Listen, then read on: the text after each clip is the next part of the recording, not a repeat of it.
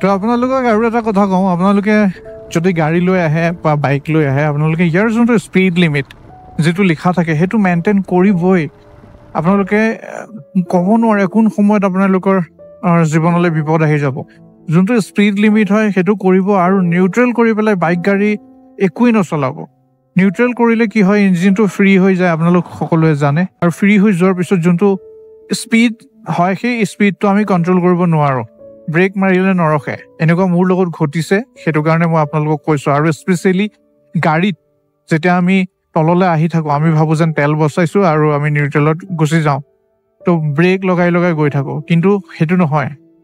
Brake গৰম হৈ পেলাই ব্ৰেক ফেইল হৈ যায়।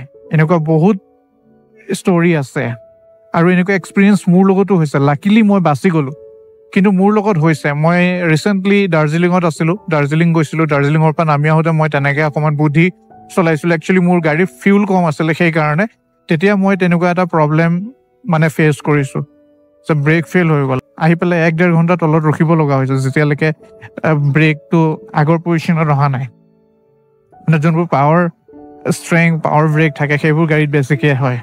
গতিকে তেনেকুৱা ধৰণৰ ৰিস্কবোৰ আপোনালোকে নল'ব। ছেফটিৰ কাৰণে মই এই কথাখিনি আপোনালোকক ক'লোঁ।